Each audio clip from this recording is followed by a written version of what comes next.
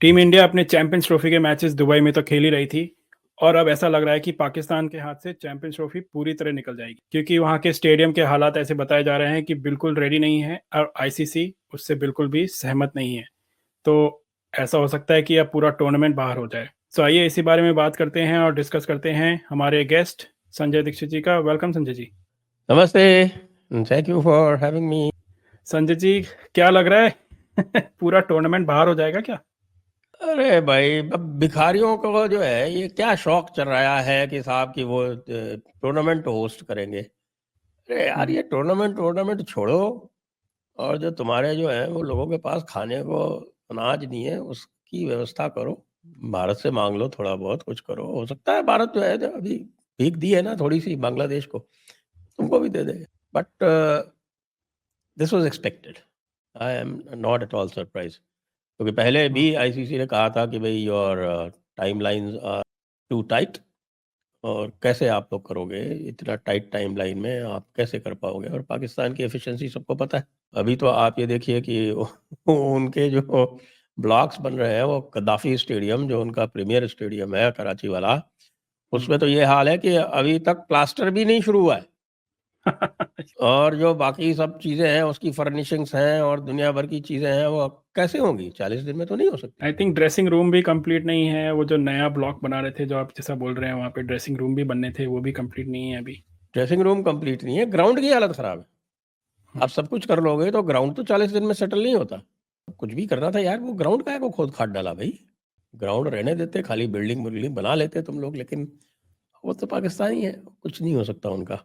इसी तरह से आपके ये आप लाहौर वाला स्टेडियम, रावलपिंडी वाला स्टेडियम, 3 ही तो वेन्यूज़ हैं और 3 वेन्यूज़ भी वो कर नहीं पा रहे हैं। और स्टेटमेंट ये आया है पाकिस्तान बोर्ड का कि जो इनकी एक ट्रायंगुलर सीरीज होने वाली है just before the champions trophy, which is with New Zealand and south Africa, वो मुल्तान में होने वाली थी, पर ऐसा कॉन्फिडेंस दिखाने के लिए कह रहे हैं कि हम उसे लाहौर में और कराची में शिफ्ट कर देंगे क्योंकि ये पूरा कंप्लीट हो जाएगा। तो और भी मजा आ जाएगा। लेकिन ये लास्ट मोमेंट पे भी हो सकता है, क्योंकि हाँ, यूएई के जो तीनों स्टेडियम है वो रेडीनेस में है, वो दे कैन होस्ट। लेकिन यही है कि अगर ज़्यादा मैचेस वहाँ होंगे तो पिचेस वगैरह स्लो हो जाएंगी। लेकिन दे हैव लार्ज स्क्वायर्स, उसमें 15-15, 20-20, 25-25 पिचेस हैं। तो मेरे ख्याल से दिक्कत उनको तो नहीं होगी, वो तो कर लेंगे। एंड आईसीसी की टीम पहुंचने वाली है, कह रहे हैं दिस अगले हफ्ते या इस हफ्ते कि असेसमेंट लेने के लिए। वैसे ही अब तक हैंड ओवर हो जाना चाहिए फॉर आईसीसी टूर्नामेंट्स और big tournaments, they usually take hand over a month before almost, जिससे प्रिपरेशन चालू हो जाए। बट आईसीसी का आपको इसमें क्या रोल लगता है? क्योंकि आईसीसी का अभी पिछला टूर्नामेंट जो हुआ, जो T20 वर्ल्ड कप हुआ यूएसए और वेस्ट इंडीज में, वहां पे भी काफी ऐसा दिखाया गया कि उनकी प्रिपरेशन अच्छी नहीं थी, लास्ट मिनट थी, स्पेशली यूएसए वाले लेग में। तो क्यों आईसीसी ऐसे वेन्यूज और कंट्री सेलेक्ट कर रहा है? हाँ, इट वाज हेवीली क्रिटिसाइज्ड, मुझे ध्यान है उसका भी बड़ा क्रिटिसिज्म हुआ था कि भाई ये क्या हो रहा है तमाशा, नॉट गुड।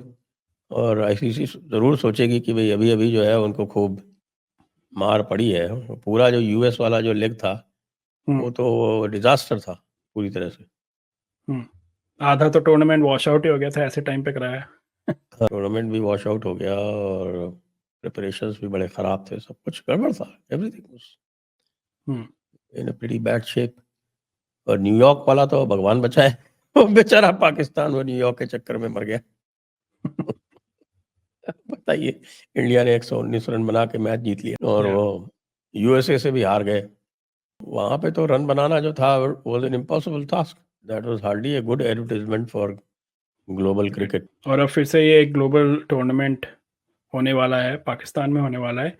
बट आपको क्या प्रोबेबिलिटी लगती है एट दिस लेट स्टेज कि दुबई के, जैसे आपने बोला, stadiums are ready, they are always ready it seems, last moment के लिए वो हमेशा रेडी रहते हैं। इज देयर अ चांस कि ऐसा हो सकता है? क्योंकि इंडिया तो एनीवेज खेल रही है, ये भी है कि अगर इंडिया फाइनल या सेमीफाइनल में हुई तो वो मैचेस एनीवेज वहां नहीं होने वाले हैं, तो काफी कुछ तो टूर्नामेंट वहीं हो रहा इंडिया है। Is in a safe zone, they are playing at good venues. Yes. बाकी लोगों की प्रॉब्लम है। प्लस कुछ लोगों ने साहब एक और शुरू कर दिया, शगुफा के साहब के boycott Afghanistan for their anti women policies. अच्छा। लेकिन ये जो टीम है, आपको जानकर आश्चर्य होगा कि जो अफगानिस्तान की टीम है ये तालिबान वाला झंडा कहीं नहीं ले जाती, ये जो पुराना अफगानिस्तान वाला जो था गनी वाला उसका वाला ही झंडा यूज करती है। और जनरली जो भी अफगान्स जितने भी बाहर हैं, they don't use the Taliban flag. जो तालिबान का जो फ्लैग है जिसको वो दिखाते हैं, वो नहीं यूज करते हैं लोग। ऐसी टीम को जो पब्लिकली अपने आप को डिसोशिएट करती है तालिबान से, उसको आप बैन करना चाहते हो। इंग्लैंड से शुरू हुआ है नाटक, वही इंग्लैंड जहाँ पे आप जानते हो क्या हो रहा है। और ऑस्ट्रेलिया में भी तो I think they might have change the stance recently, but अभी तक ये था कि they were not ready to play with Afghanistan. They act in tandem ना कई बार, तो हो सकता है कुछ उनके दिमाग में चल रहा हो। तो देखिए, जैसे चैंपियंस ट्रॉफी की अब हम बात कर रहे हैं, थोड़ी सी हम बात करते हैं इंडियन स्क्वाड की भी, जो अनाउंस अभी तक हुआ नहीं है, बट प्रोबेबल स्क्वाड की बात करते हैं। तो आपको कोई सरप्राइजेस लग रहे हैं? देखिए, ये तो साफ है कि रोहित शर्मा और विराट कोहली ने अपना झंडा गाड़ दिया है कि देखो हम कहीं नहीं जाने वाले हैं अभी, और वैसे भी ओडीआई में तो वो खेलेंगे ही। तो क्या लगता है, कोई सरप्राइजेस हैं? क्या होने वाले कुछ सरप्राइजेस है एक्चुअली। आप तो ये देखेंगे कि साहब की जो इंडिया का इस समय जो ब्राइटेस्ट और मोस्ट रिलायबल बैट्समैन है यशस्वी जायसवाल, उसको आज तक इन्होंने ओडीआई में डेब्यू नहीं कराया। हाँ, यही चल रहा है, यशस्वी को होना चाहिए। उसके बाद फिर जाडेजा के ऊपर भी अब सवाल है, क्योंकि अक्षर पटेल है और अक्षर पटेल की batting is far better, is much better and stronger batsman, plus spin के अगेंस्ट वो बहुत ही ज्यादा अश्योर्ड है वो। If you remember the England series, तो इंग्लैंड सीरीज में कई बार उसने बचाया इंडिया। हाँ, डेफिनेटली। और ही इज इन फॉर्म, अक्षर पटेल। आई थिंक लास्ट के कुछ जो टूर्नामेंट हुए थे अगेंस्ट जो श्रीलंका था, उसमें भी अच्छी परफॉर्मेंस थी, ठीक ठाक थी। और आपको क्या लगता है, शमी की वापसी होगी? He is been bowling quite a bit in domestic. अभी पिछले 2 ओडीआईज हैं, ओडीआईज में तो अभी तक उसको खिलाया नहीं, जो विजय हजारे ट्रॉफी चल रही है उसमें ही is not played. I don't know why. क्योंकि Jasprit Bumrah pretty sure will get a rest, और अभी तक इंजरी की सीवियरिटी पता नहीं चली है, so we don't know, but he should definitely get a rest Injury from though that. doesn't seem to be severe. It seems to be mostly spasms only, not related to anything major. पर risk नहीं लगी India बिल्कुल बुमराह के साथ। हाँ, risk तो लेना नहीं चाहिए, बुमराह के साथ तो लेना नहीं चाहिए, एक ही बॉलर से तो खेल रहे हैं आजकल। और Hardik Pandya will be back this time, अगर उन्होंने कहा नहीं कि देखो। Kuldeep Yadav will be back. Kuldeep was injured. Kuldeep को उसकी कुछ ग्रॉइन में कुछ प्रॉब्लम थी, तो उसका ग्रॉइन का ऑपरेशन हुआ था। Actually we missed Kuldeep Yadav quite a bit in Australia.